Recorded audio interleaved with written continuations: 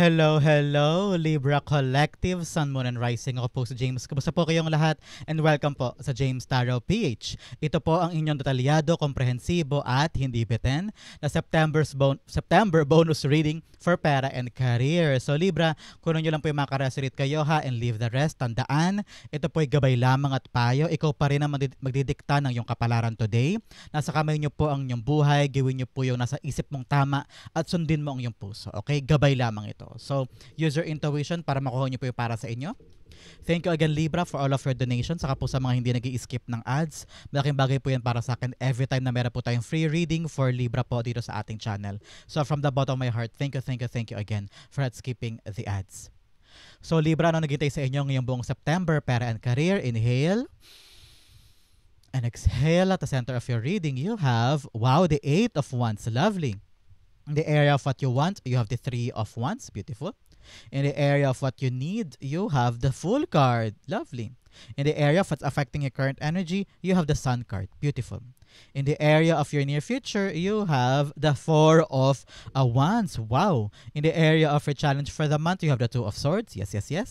In the area of your fortune, you have the 7 of Wands. Beautiful.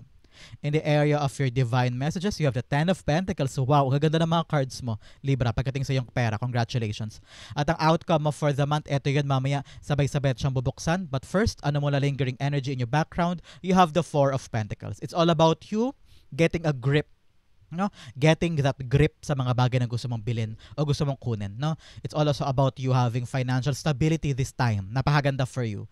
Ang bala mo ngayon ay panghawakan lang yung mahalaga at yung mga hindi, let go. Most especially po pagdating sa inyong pera. Kailangan ito mag-save ka, mag-ipon ka. Kung meron man po kayong saving habits, halimbawa, nag-iipon ka lagi ng 10% kada sweldo, o kaya nagkatabi ka kahit 100 pesos sa isang alkansya. Kung ano yung mga nakasanayan mong ipon na talagang pinapanindigan mo na hindi magagalaw, hindi mababago, hindi mapapatid, gawin mo yan because that will lead you to a long-term financial security. Okay? Ito din sinasabi sa iyo ng spirit guides mo na this time around, learn to let go of something na hindi na talaga mahalaga. Huwag kang masyadong mag-i-impulse buying ha. Marami sa atin yung pag nakakita lang ng product sa Shopee o Lazada, makapabili agad-agad. So, ay, ang ganda nun, bili tayo, mura lang. Pero hindi mo nakita, ba, 10 na pa rin nabili mo. E di, nakakaroon ka to rin ng impulse buying. Kailangan hindi base sa emosyon o parandali ang impulsive trait yung paggastos. Kailangan madisiplinado ka dyan pagdating sa mga pinapanghawakan mo, especially sa pera, sa pag-iisip tungkol sa pera, at sa paghawak o pag-acquire sa pera. Kailangan ngayon talagang matalino ka. Kasi dadaan po tayo sa eclipse, okay? May mga bagay talaga na things will change in your life. Most especially po on September 22, financial momentum is coming. And meron kang boost pagdating po sa inyong earnings, especially po sa September 22 ay katapusan yan o magaganap dyan ang eclipse, solar eclipse in Virgo. Kaya asahan mo biglang magbabago, mag-shift ang iyong pera, mag-gain ka ng momentum. So napakaganda for you, okay? At the center, you have the 8 of Wands. Yes, bibigla ang bilis ng ganon, bibiglang pasok, bibigla ang progress, bibigla ang pag-asenso. Kaya ngayon, dahan-dahan ka lang, just enjoy the process, huwag ka masyadong mangamba. And also, wag mong isipin na hala, dito lang ba ako, dyan lang ba ako, tama ba itong ginagawa mo? Yes, you're on the right path. Kung meron kang mga right routine when it comes to your career, dire-diretsuhin mo lang yan, mag-focus ka lang daw ha. Some of you, parang nakita ko, biglang mag-travel, meron kang bigla ang biyahe. I don't know why, baka mag-aasikaso ka ng papeles sa gantong lugar, o kailangan mong kunin yung birth certificate mo, lalakarin mo, o kaya meron kang dokumento, mga certification, mga permits, mga dapat buuin na dokumento. Ito yung pagkakataon na mag-focus ka daw dyan, no? Training, baka mamaya pupunta ka doon para mag-train, para mag-seminar, ganyan, para palaguin yung mga bagay na meron ka na, your skills mo, for long-term gains ito. Kaya, kung meron ka mga biyahe, go push, gawin mo Libra ngayong buwan na ito para makatulong sa inyo. Some of you ay binibigyan ka ng utos ng iyong spirit guides na, huy, focus ka dyan, ha? Hindi pwedeng nalilingat ang iyong atensyon. Baka mamaya magaya si compadre, magaya si kumare, mamaya si anak mo magaya magbakasyon o bumili ng ganito, bumili ng ganyan. Kung ano yung focus mo when it comes to your money, na, kailangan natin bayaran to on the dot, hindi tayo pwedeng mahuli sa deadline, hindi tayo pwedeng maabutan ng due date. Kung ano yung focus mo, panatilihin mo yun. para hindi mawaglit o malingat o ma-destroy yung iyong atake o diskarte sa pera, lalo sa karera mo, okay? Time talaga para tumutok at mag-engage sa mga bagay na ito para ma-sureball mo yung tagumpay, okay? The Eight of Wands being clarified by you have the Six of Swords. Yes, wow, paabante, paabante, paabante. Parehong cards ang nagsasabi na lilipas din yan. Kung ano man yung problema mo sa pera, nag-iisip ka siguro ng ipon o pambayad sa ganito, pambayad sa ganyan, maayos yan. Lumabas sa Six of Swords eh. Six of Swords all about going smoothly, transitioning to a peaceful, calmer phase ng buhay mo. So, tumutok ka lang dyan ha. Fight, fight, fight. Laban. Talagang dyan ka nakafocus. Dire-diretso mo lang. May quick na outcome. May quick na moment ka makukuha this time. And ito yung magpapaabante sa iyo. Pasulong sa gusto mo. Kaya, meron ka talagang financial momentum at boost. Biglang boom. Biglang aandar. At biglang gaganda ang lahat for you. Congratulations. In the area of what you want, hintay ka ng hintay for something to happen.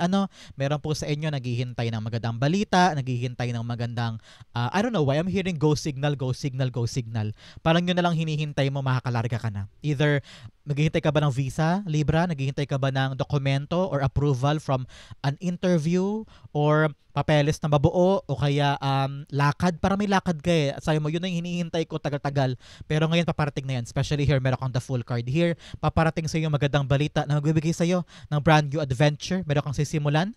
Meron kang susubukan na bago na unang-una may kaba, may takot. Meron ka pang, kaya ko ba, kaya ko ba, kaya ko ba? Yes, kaya mo. So ngayon, kailangan talaga ng hakbang in your part. Maging alert ka daw, maging active ka para pag dumating kung ano naman yung hinihintay mo, dyan, makakalarga ka kaagad. Wala kang hasayangin na oras, kumbaga. Okay?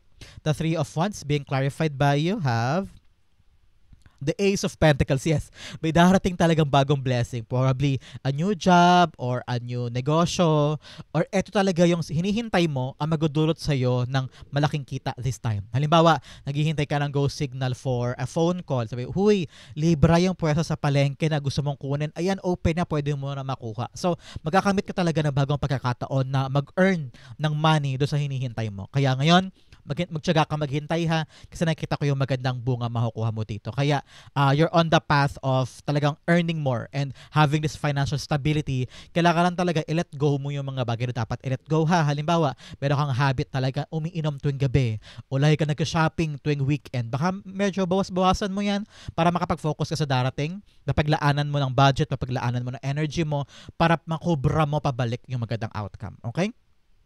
In the area of what you need, you have the full card here. You need to make a risk, okay? You need to start something new. Tulad nito, naghihintay ka lang pero umaction ka ba patungo doon sa tagumpay o pera o blessing na inahangad mo? Ano yung mga right step na ginagawa ni Libra ngayon paabot dito? So ngayon parang you need to make progress. Magsisimula daw kasi ang September mo ng steady progress pagdating po sa yung mga decision making at pagka-prioritize mo ng teamwork. Kailangan daw ngayon tulungan. Hindi pwedeng ikaw lang, hindi pwedeng sila lang. Kailangan lahat kayo kapit-bisig na magawa ito. Ngayong buwan na to, mag-a-arise daw mga bagong responsibilidad. Okay? With a full card here, you're getting more. Either more responsibility, more obligation, or you're going somewhere else kung saan doon mataas nga ang kita, mataas nga ang gagawin mo, pero ganoon din kaakibat nun, malaki din yung mga responsibilidad. At okay lang yan, parte yan ng gagawin mong bago. So kailangan mo i-accept daw sa buhay mo kung ano yung nag-a-align base sa iyong strength at base sa balanse ng buhay mo. Halimbawa, meron kang trabaho ngayon. Sabi ni boss, papadala kita sa Maynila para asikasuhin ito. O kaya meron kang nagbubukas na oportunidad. Sabi mo, kaya ko ba yan? Magagawa ko ba yan? Ito ba yung aligned sa gusto ko? Ito ba yung aligned sa chosen field ko? Baka mamaya kasi pinapag-asikaso ka ni boss tungkol sa financial report. Hindi naman financial report ang trabaho mo. So, bakit ko pa gagawin yun kung hindi ko man linya yan? So, kumbaga, ngayon isipin mo yung gagawin mo. Naka-aligned ba siya?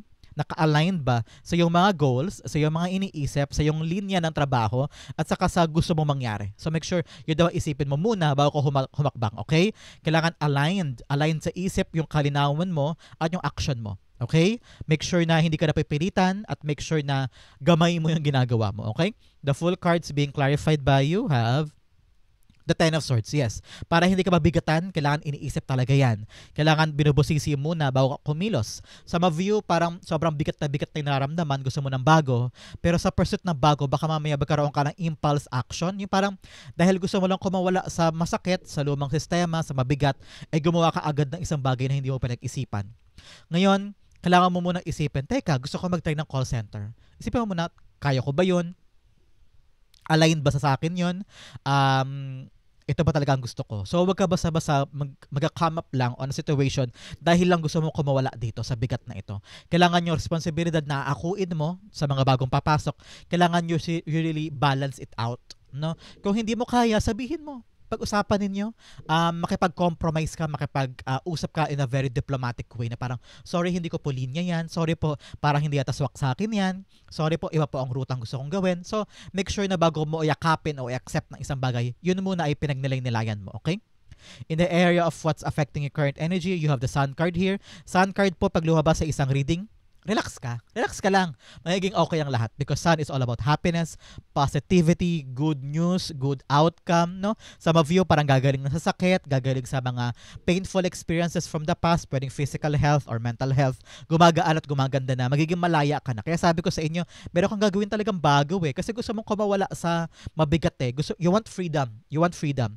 Pero ngayon, sabi ko nga sa inyo, bilang paalala, bago ka tumulay sa bago mo hakbangan yung bago mong gagawin, dapat pinag-iisipan kinarkula mo na at nabusisi mo na for the next 5 years, ito gagawin ko, ito ang pupuntahan ko, kung sakaling hindi gumana, meron ako agad pantapal, kumbaga, para hindi masayang ang oras mo, hindi masayang ang time mo, meron ka kaagad na concrete plan, kumbaga, okay? Sun card is all about you want to elevate. Parang gusto mong magbago na, parang sawang-sawa ka na sa dati. Kasi nga meron kang tinutumbok parang meron kang pinag-iipunan o meron kang pinag-alaanan ng pera ngayon. Sabi mo, kailangan ko ma-reach yan, kailangan ko ma-reach tong kota na to, kailangan ko ma-reach tong pera na to, kasi kung hindi, sayang yung pinag-iipunan ko, no? Kaya ngayon, parang gusto mong lumaya You want to find something that will give you the freedom to do. Some of you parang ayaw mo na maging empleyado, gusto mo na lang magkaroon ng sariling negosyo sa bahay para magamay mo lahat, free ka of your time, free ka din na hindi ka sunod-sunuran sa ibang tao, sa iyo yung oras mo, sa iyo yung pera mo, sa iyo yung batas mo sa negosyong yan, no? Parang you want to do something on your own terms, kumbaga.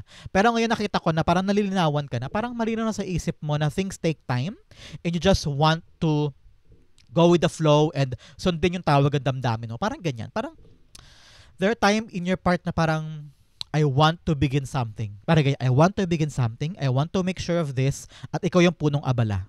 And gusto mo nang sumuong kasi. Parang I don't know why. Nakita ko baha or nakita ko naluging negosyo before or natanggal ka before. Kaya ngayon you want na tumulay na mabilisan para makaalpas at makarating na dito sa perang hinahangad mo. Some of you parang may nilalakad na papeles kasi kailangan mo na yung pera, kailangan mo na yung approval para gumanda na yung buhay ninyo, no? Kaya ngayon may minamadali ka na parang pag-abante, pag-forward because sakal ka na. Yun ang narinig ko. And you want your freedom back. Okay? The Sun card is being clarified by you have the Eight of Swords. Yes, you want your freedom back. Because Eight of Swords para kang nakakulong, para kang nakastuck sa isang bagay na parang ano ba yan for a very long time, wala kang growth, parang feeling mo bumabangon ka lang everyday for the same thing, paulit-ulit, parang naging zombie ka na at some point na sinusunod mo lang yung gusto nila, parang wala ka na sariling pagpapasya, parang ikaw na lang yung laging mouthpiece lang, kung ano sinabi nila, yun ang gagawin mo, pag may ginawa kang gusto mo, magagalit sila, no? Parang wala kang kalayaan dati, and ngayon, naka-apekto yun sa decision making mo. Na parang pag may susubukan ka, parang natatakot ka mag-try. Kapag may ginagawa ka dito, parang sayo mo, kaya ko ba yan? Magagawa ko ba to? Yes, magagawa mo, kaya huwag ka mag-alala, no? Makakawala ka dito, laksan mo lang loob mo, pagkatiwalaan mo lang sarili mo na kaya mo. At saka manalig ka lang doon sa mga pinag-aralan mo. Kasi nakita ko talaga dito, pag-aralan ko ano yung bagay na gagawin mo para mapatunayan mo sa kanila talagang kaya mo this time. Okay? Ngayon, kung nakakaisip ka ng, hala, ito yung problema ko, ito yung solusyon ko, bakit hindi ko magana, bakit di ako makaalis, alam mo, makakaalis ka dyan. Makakahanap ka this month ng magandang solusyon, makakahanap ka ng good way out of this, options or ibang plano, makakalagpas ka dito. Huwag ka lang mag-self-sabotage. Kasi nakikita ko rito na parang ikaw mismo humaharang sa sarili mong kaligayahan, ikaw mismo humaharang sa sarili mong freedom. Ngayon, laksan ng loob, makakalaya ka dyan. Okay? In the area of your fortune, huwag ka magalala, merong celebration na magaganap. Some of you, para matatayo na yung negosyo na yan. Some of you, para may birthday yan, may kasal, may binibiling bahay. Nakita ko ribbon cutting, I don't know why. I'm seeing certificate, pinipirmahang certificate. Parang bagong yugto talaga to ng buhay mo. Huwag ka magalala po dahil sa September 22 nga, pagpasok po ng solar eclipse in Virgo, after that date, meron po kayong financial momentum, biglang gagaan yung aandar na yung mga bagay at patungo na sa katiwasayan. Kaya huwag ka mag-alala, everything will go smooth sailing after this. At yung mga celebration, sunod-sunod yan. Mabibili na, maayos na, ma-approve na, biglang gagaan yung proseso, merong biglang boosting ng yung earnings, okay? Especially po, yung araw, Sun, moves into Libra sa inyo po on last week of the month. Sa huling parte ng September, pupunta sa iyo ang araw. Kaya sobrang saya mo, magkakaroon ka na ng pagkalaya at pag-abante, pagsulong mula sa pain, mula sa pagkalugmok. And this will give you financial confidence pagdating po sa inyong buhay, no? Parang tumatapang ka pagdating sa iyong mga financial decisions, pagdating sa mga paggalaw ng iyong mga trabaho o pera, gagaan at magiging maganda yan. And also, magkakaroon ka ng new income from your opportunities dati o merong mga bagong darating. May bagong darating na magpapalaya sa iyo sa bigat. Kaya mabilis because 8 of Wands is really a quick movement. Mabilis sa darating, mabilis sa kailangan mo at asikasuhin. Magugulat ka lang nandyan na, good news after good news after good news na parang hala, andito na pala, thank you Lord, parang ganyan. So, mag-celebrate ka with your loved ones. Kaya, huwag ka mag-alala, things are going smooth para sa'yo. Meron ka mga negotiation o mga bagong opportunity na magiging magandang usapan. Okay? Kung meron mga kontrata, maayos yan, mabibilis. May mga papers na dapat lakarin, malalakad mo yan. May mga permit, may mga certificate, may mga ganyan, no? So ngayon may mga training ka rin na going smoothly. May mga small savings ka rin. Dapat to iniisip mo yan para long-term potential sa money mo ay maganda. Okay? The 4 of Wands, stability. Dalawang 4 pala nandito. 4 of Pentacles and 4 of Wands telling you, yes, stability ang hinahanap mo ngayon. Stable ang family life, stable ang trabaho, stable na pera. Kaya ngayon, sipagan mo, ha? The 4 of Wands being clarified by the 10 of Cups. Well, yes, napakaganda. Financially stable ka for the family. Talagang ma-share mo sa pamilya mo, pampamilya ito, na tagumpay, maaari makabili ka na ng bahay o in the near future pa ito, hindi ngayon. Nakita ko na stable ka sa buhay mo, kaya yung pamilya mo okay. Pag okay sila, okay ka eh. So, nakita ko sa mga view, parang bubuo na ng pamilya, baka balak ng bumukod o makabili ng bagong rentahan o bumili ng bahay, property, o may pinapatapos na anak. Something about the home, sa bahay. May pinapakumpone, bibili ng kotse, something like that. It's all about benefits for the family ang makukuha mo at stable na yan. So, congratulations. The area for challenge, unang-una, you have grounding, go deep, explore your roots. Kung nahihirapan ka daw ngayon, Libra, sabi ng spirits mo, alamin mo yung ugat kung bakit mo ba ito ginagawa. Halimbawa, nahihirapan ka ngayon sa kumpanya, sa pabrika, hirap na hirap ka sa politics, sa chismis or toxicity sa paligid, sabi mo, bakit ba ito nangyayari sa akin? Pero kung aalamin mo yung ugat, kung bakit mo ito ginagawa, maisip mo, ay para sa anak, ay para mapagraduate ko si Bunso, ay para makabili na ako ng bahay, ay para makaipon, konti na lang ipon ko, kailangan kong palakihin yun. So alamin mo yung ugat kung bakit mo ito pinagkatsagaan, kung bakit mo ito gustong gawin, kung bakit mo gustong mag-risk this time, no? Pag nalaman mo yung rason, titibay ka at lalakas ka, okay? Another message, you have great adventure. Take a risk. Take a risk and venture forward. Yes, abante lang yung labanan mo ang takot, labanan mo ang pangamba, ilaban mo yan para sa kinabukasan mo yan. Especially here with the 2 of Swords. Parang natatakot ka mag-decide.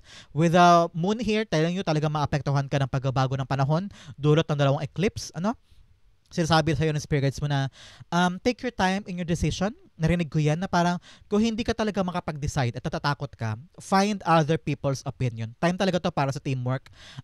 Makipag-usap ka, especially po on lunar eclipse on the September 7, it will give you significant opportunities for career advancement. Okay? Simula pa lang ng buwan na ito, meron ka ng career advancement na potential na oportunidad. Dala po yan eclipse. Kaya talaga may dulot sa iyo yung mga buwan ngayon. At mag-engage ka ngayon sa mga calm negotiation tungkol sa mga co-worker mo, kung meron mga kailangan pag-usapan ng mga problema, kailangan mo mag-decide kung kailangan mapanigan to, panigan yan, o asikasuhin na yung conflict with other people, kailangan na ma-resolve yan para yung makakuha ka daw ng respeto and also magkaroon ka ng recognition sa trabaho o sa ginagawa mo. No? Ito yung pagkakataon na tapangan mo sarili mo and you really need to see the truth. Kasi nakapiring ka dito eh. So parang meron sa inyo daw prangkahan to, Libra ha, pero hindi kita ginajudge.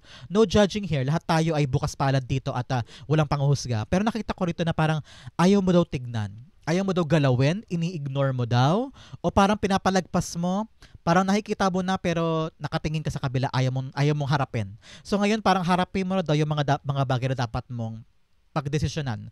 Whether family ito, family business, o sa pera ninyo, nakikita mo na parang puro gastos dyan. Parang sabi mo, parang kailangan na magtipid. O kaya sa career mo, parang kailangan ko na aksyonan ito. Kung nakikita mo na yon, kailangan mo aksyonan. Okay? Makabuti rin yan sa'yo.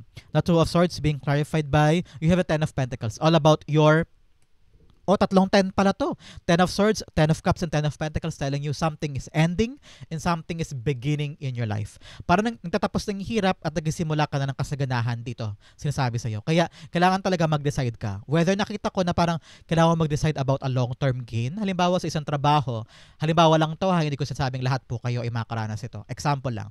Merong opportunity sa Japan, and then doon ka makapag-ipon, doon mo na mababayaran yung bahay, doon mo na makakabili ng pambayad sa ganito, makabili ng ganyan, mapag-aral yung mga anak, and then nahihirapan ka mag-decide kasi hindi mo sila kayang iwanan. So ngayon, kailangan mo talagang harapin na yung truth at buksan ang mata mo for a long-term gains. Kailangan pumunta ng Japan o magstay dito sa Pilipinas. The ball is yours. At yun ang magiging problema mo ngayong buwan na ito. Yung pagpili sa dalawang magkaibang bagay na magdudulot sa'yo ng pangmatagalang epekto. Kaya nakita ko rin dito, baka naman meron ka pang ibang option, baka meron ka pang ibang pwedeng piliin, hindi lang tong dalawang to. Baka meron pang naghihintay sa'yo, kaya buksan mo ang mga mata mo, baka meron pang ibang pintuan na pangmatagalan din ang resulta for you. Okay? In the area of your fortune, bigyan kita tatlong cards. Unang-una, you have a serendipitous event will bring you joy and success. Meron daw mga unexpected na scenario sa buhay mo na akala mo tapos na biglang boom, may magandang mag-a-arise o sorpresa. So, antabayanan mo yung mga simple lang na pagkikita, simple lang na pagbili sa palengke, biglang boom, may nakita kang bountiful na pwede mo pagkakitaan halimbawa, o kaya biglang tumawag si pinsan, yung pala meron sa alok sa yung trabaho, ganyan, o kaya nakipagkamustahan ka with your best friend, konting chat lang dyan, biglang boom, meron pala siyang negosyo, gusto kang isali, mga ganyan. So mag-expect ka ng mga biglaang bagay ngayon na magudulot sa'yo ng magandang sorpresa. Okay? Another message you have, your spirit guides are near, seek their guidance. Yung mga spirit guides mo, minsan kausapin mo yan pag malungkot ka, pag nag-iisip ka, o pag may alinlangan ka, damhin mo yung kanilang presensya para maramdaman mo yung intuitive download na pwede mong gawin moving forward. Okay? Another message you have, a veil of mystery surrounds you, embrace the enchantment. Yes, meron daw mga misteryo sa paligid mo na nagbibigay sa'yo ng protection against other people. Halimbawa, the more they don't know anything about you, the better. Para makaiwas ka sa chismis, makaiwas ka sa gulo ng ibang tao, sa pangingialam nila. Meron ka mga bagay na nililihim sa kanila. Halimbawa, hindi nila alam kung saka kumikita, saka bumibili ng ganito, ano yung mga financial habits mo, ano yung mga tungkol sa trabaho, hindi ka masyadong ma-post halimbawa sa social media, okay lang yun. Hayaan mo silang mag-wonder, hayaan mo silang ma-caught up sa misteryo mo. Because that is your protection against other people. Especially here, in the area of your fortune, you have the 7 of Wands. The more na nilalagyan mo ng barikada yung mga tao against you, kinikip mo yung privacy mo, the better. Pag walang nangingialam, mas tahimik ang buhay, mas tahimik ang pagpasok ng swerte at pera at walang nangingialam. Diba ang tahimik ng buhay pag ganun? So nakita ko rin dito na kapag nakikita mo na, Libra, na itong mga taong ito ay toxic, o humaharang sa iyong kaligayahan o mga rason kung bakit hindi mo makuha yung gusto mo, harangan mo na. Learn to space out or give space at lumayo na sa kanila. Kung ito ay certain workmates, certain group of people, ikaw na mismo yung gumawa ng paraan para lumayo, para hindi ka maapektuhan. Kung ito man ay tungkol sa mga desisyon mo, kailangan mo daw panindigan yan. Nakita ko na you're gonna go top of the world, no? Malidepensahan mo yung ginagawa mo at mapapatunayan mo sa kanila na tama ka. Meron sa inyo kasi na parang may plano, meron kang gustong gawin pero parang everybody around you are so against it, no? Ngayon na pagkakataon na patunayan mo na kaya mo at magagawa mo to. And you will really come out of this defending it at mapapatunayan mo sa kanila, okay? Seven of Wands being clarified by The Five of Swords. Yes, maraming conflict sa paligid. Maraming mga tao ang gustong umagaw sa pwesto mo. Probably ikaw po, Libra, ay nasa very, very competitive na mundo. No? Lahat ng tao sa paligid mo ay gusto rin makuha yung meron ka. Kaya ngayon, patunayan mo talaga sa kanila na kaya mo, that you can defend your post, at maglagay ka talaga ng harang against them na hindi nyo ako magagalaw, hindi nyo ako makakante, hindi ako maapektuhan sa inyo. Kahit anong drama nyo, kahit anong conflict, kahit ano pang i-issue nyo tungkol sa akin, okay lang, wala akong pakialam. Hindi ako makikipag-engage sa gulo, hindi ako makikisama sa drama nyo, at hindi ako mapaprovoke easily. Okay? Because isipin mo na lang, worth it ba yan? Yung mga gulong yan, yung mga away-away, worth it ba yan? Kung hindi, bitawan ko yan, lalayo ako sa inyo at pagkatotoo na ko na lang pansin yung mga mahalaga. Tulad dito, you have the Four of Pentacles. Learn to let go of something na hindi mahalaga. Huwag mo na i-big deal, kumbaga. At yakapin mo na lang yung mga bagay na alam mong dapat mong patunayan at dapat mong depensahan. Okay? In the area of your divine messages, unang-una, you have bring love into the situation. Yes, your passion, your heart. Kung mahal mo yung bagay na yan, kung mahal mo yung ginagawa na yan, ay alam ko kakayanin mo hanggang dulo. Kaya kung ngayon napapagod ka, nababurnout ka, nawawalan ka ng pag-asa, alamin mo sa puso mo, mahal ko ba to? Importante ba sa akin to? Kung yes, tatapangan mo ang sarili mo. Okay? Another message you have, a time for healing. Time ito para daw maghilom sa mga past mistake, past heartbreak. Kung ikaw man ay lumagapak dati, especially here with the Ten of Swords, marami ka mga bigat na naranasan noong nakaraan. Baka na-lay off ka, naubusan ka ng pera, naubos yung ipon mo, o kaya nalugi ka. No? Yung mga paggalagapak na yon, dapat daw maghilom ka na. Magsimula ka ulit. Meron kang full card here telling you na panahon na para bumangon at mag-try ulit ng bago at kumuwala sa pain, kumuwala sa kumunoy. Ikaw lang daw magbabangon sa sarili mo. Kaya ngayon, pinapaalahanan ka ng spirit guides mo na bangon, bangon, bangon at sumubok lagi. Okay? In your divine messages, you have the Ten of Pentacles. It's all about long-term gains. Okay? Kaya ngayon, mag-focus ka sa mga training, kung sa trabaho yan, gusto mo umangat ang iyong posisyon, gusto mo magkaroon ng I don't know why. Some of you, narinig ko biglang masteral, doctoral, gusto mag-undergo ng maraming training para tumaas ang posisyon. Pag mataas ang posisyon, lalaki ang sweldo. Some of you, parang licensure exam or civil service, yan ang binubuno mo this time. Sabi mo, pag nakuha ko tong lisensya na to, aangat na yung pera ko, aangat na yung posisyon ko, stable ka na, nakatanim ka na dyan at wala ng pangamba. Nakita ko rin for some of you, kailangan ng mga certificate, mga permit, no? Kung kailangan yun ngayon, alakarin mo na para sureball yung iyong long-term gain. Nakita ko permit for a negosyo. Naku, lakarin yan, ha? Hindi pwedeng wala yan kasi sayang yung pagkakakitaan mo kung masisilip ka na wala ka palang permit. Kung kailangan na sanitary permit or fire prevention permit or kailangan ng mga gatog at permit asikasuhin kasi baka maapektuhan ng inyong negosyo ang inyong pinagkakakitaan. Some of you, kailangan din daw mag-save na. Okay? Paalala, meron sa inyo ng gastos o meron kang binibili pero isipin mo, teka, kung iipunin ko lang to ngayon, baka after a year, malaki na to. So ngayon, mas pagtuunan mo ng pansin ng malala ang iyong pag-iipon. Okay? Pangmatagalan kasing epekto niyan. The Ten of Pentacles being clarified by, you have the Queen of Pentacles, yes. It's all about your resources. Ipon para anytime meron kang madudukot. Kung ito may tungkol sa negosyo mo, kailangan lahat na busisi mo. Yung mga permit, yung mga renta, yung supplier, yung mga trabahador mo, kailangan yan to the smallest detail ay tinitingnan mo kasi malaki ang gagastusin mo o kaya para makaipon ka, makakubra ka ng maraming resources this time. Nakita ko talaga ipon para dumami ang pera mo at hindi ka na mangamba pa kung saan ka kukuha ng pambayad next month o next year para mabili na yung bahay na yan, para mapundaran na yan. Kailangan talaga pagtuunan mo ng pansin ng pera mo. Okay? In the area of your outcome, but first, bigyan mo na ito ng fortune cards. Unang-una, scissors, disappointment is some affair. Meron ka daw mga disappointment sa ibang bagay, kaya siguro kailangan mo nang lumarga at magkaroon ng kalinawan at talagang umaksyon patungo sa gusto mo, okay? Another message, you have butterfly, a change for the better. Yes, kung nakita po kayo ng butterfly somewhere else, this is a confirmation that this message is for you. Meron daw pagbabago, may changes happening, may new opportunity, okay? Another message, you have younger man. Meron daw lalaki na bata sa'yo, whether katrabaho mo na bagets o kaya anak mo, kapatid mo, pamangkin mo, meron daw concern sa kanya, pakinggan mo siya, okay? Another message, you have vine, Seek out information that will help you. Yes, sabi ko nga sa inyo kanina, huwag ka bara-bara lang sa mga pag-risk o pagsusugal sa isang bagay o pagka-try ng something new. Kailangan pinag-aaralan, nire-research, binubusisi bago mo hakbangan para hindi ka bumalik sa pagkalagapak, okay? Para hindi ka bumalik sa paghihirap mo. Kailangan inaaral mo munang mabuti. Another message, you have Quill, get back to the basics. Yes, baka kailangan simplihan mo lang daw. Hindi mo kailangan ng engrante, hindi mo kailangan gawing komplikado, o masyadong magarbo. Go back to basics. The simpler, feeling ko the better for you. Now, the message you have Dagger, fear, worries, tense situation. Yes, masyado ka nag-worry sa mga bagay-bagay. Sabi nga dito, parang masyado kang guarded sa mga bagay na gusto mo. Kaya kailangan talaga relax ka lang para maisip mo yung mga tamang paraan moving forward. Okay?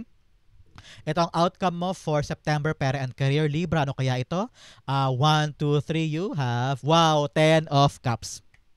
Fortune after difficulty. Dahil pinaghirapan mo to at agad nakita ko yung pagiging focused mo sa mga bagay na gusto mong gawin at nilabanan mo yung takot, kaba at sumuong ka para sa mga bagay na gusto mo makamit. You took a risk, you try something else. Sabi mo, kaya ko to, magagawa ko to, itry natin, why not, why not? And then nilayuan mo yung mga bagay na dapat layuan. Talagang yung mata mo on the prize. Here you are. Yung pinangarap mo, nakuha mo sa lupa. Because this is all about you getting your dreams back into your reality. Nakita ko talaga, merong lilipat ng bahay, makakabili ng bahay, mapapag-aral ng mga anak, nabibili mo na yung mga needs nila, no? At talagang sobrang saya mo. I'm seeing you developing a land. I don't know why. Parang meron kayong lupa na binibenta o binibili. Kasi sabi mo, gusto mong tayuan ng bahay, gusto mong tayuan ng farm, gusto mong tayuan ng babuyan. I don't know why. Pero something is for sure. Family will be happy.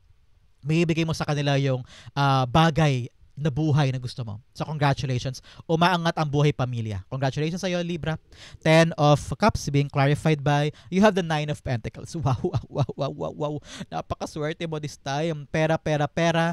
Sabi ko nga sa inyo, ipon, ipon, ipon. Kailangan yan para pag nangailangan ka, may mabubuo ka.